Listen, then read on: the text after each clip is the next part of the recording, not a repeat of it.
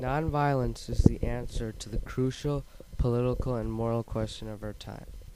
The need for men to overcome oppression and violence without resorting to violence and oppression. In December of 1964, Martin Luther King Jr. won the Nobel Peace Prize. 2 months later, Malcolm X was assassinated. We are two participants in the brutal Selma March. In Selma, blacks made up most of the 29,000 people, but only 1% could vote. The SNCC visited black homes to discuss voting rights. The SNCC decided that they would hold marches. In need of a presence, they invited none other than Martin Luther King, the leader of the civil rights movement. Dr. King accepted and the stage was set. 3 marches would commence through a period of 18 violent days. In January of 1965, Martin Luther King Jr. and other Christian Leadership Conference members came to Selma. They came to protest a court decision that banned public meetings on 3 or more people. But there would be no stopping MLK and us from unmasking the injustices blacks were facing. We thought Selma was the perfect place to stage the marches because Jim Clark, the meanest sheriff in town, would inevitably act out. March 7th, 1965, marked the start of the first march. We were stopped at Edmund Pettus Bridge by the police. They beat us with clubs and fired tear gas. That horrific day was known as Bloody Sunday. The governor of Alabama declared that Clark was out of control. These violent attacks on unarmed, peaceful protesters were broadcasted on TV. Viewers at home were shocked and horrified. The nation began to realize their unethical treatment of blacks and turn people against the evils of racism.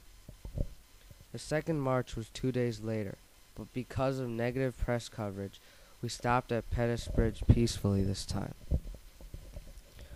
On March 16th, Martin Luther King and James Foreman were attacked during a rights rally.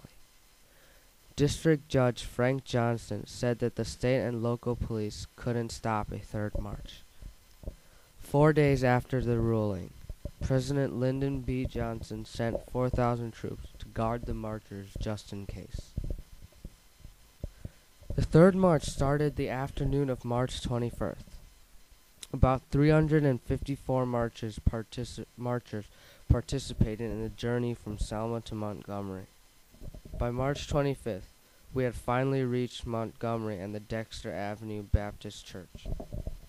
That is where King gave his marvelous speech. Our bodies are tired, and our feet are somewhat sore.